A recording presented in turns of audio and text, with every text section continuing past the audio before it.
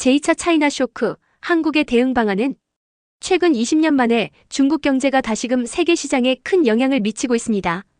값싼 중국산 전기차와 반도체 같은 고부가가치 제품들이 세계 경제에 미치는 충격, 이른바 제2차 차이나 쇼크가 우려되고 있습니다.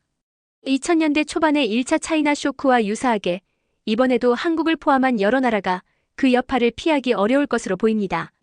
차이나 쇼크란 무엇인가? 차이나 쇼크는 중국의 경제활동이 세계 경제에 미치는 충격을 의미합니다. 2001년 중국이 세계무역기구 WTO에 가입하면서 저가 제품들이 글로벌 시장에 쏟아졌고, 이는 각국의 물가 상승을 억제하는 동시에 내수 제조업체들에게 큰 타격을 주었습니다. 경제 전문가들은 2016년부터 이 용어를 사용하며 중국의 값싼 제품들이 내수 제조업 일자리를 감소시켰다고 분석했습니다. 제2차 차이나 쇼크의 징후. 현재 중국 정부는 경제 성장을 위해 대규모 보조금을 지급하며 과잉 생산된 제품들을 저렴한 가격에 수출하고 있습니다.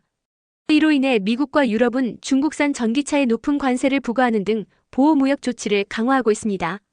특히 트럼프 전 대통령이 재선에 성공할 경우 중국산 제품의 60%의 보복관세를 적용할 것이라는 전망도 나오고 있습니다. 한국의 대응 전략.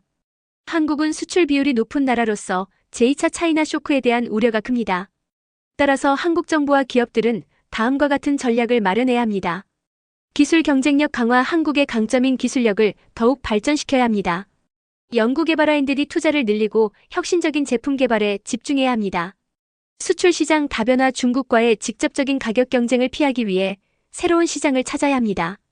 아시아, 아프리카, 중남미 등 다양한 국가로의 수출을 확대해 리스크를 분산해야 합니다. 협력과 연대. 다른 국가들과의 협력을 통해 중국의 저가 수출에 대한 공동 대응 방안을 모색해야 합니다.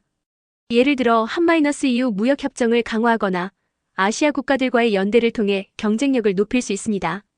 제2차 차이나 쇼크는 단순한 위기가 아닌 한국 경제의 구조적 변화를 요구하는 기회가 될 수 있습니다. 한국이 기술과 시장 다변화 전략을 통해 이 도전을 극복할 수 있을지 주목됩니다.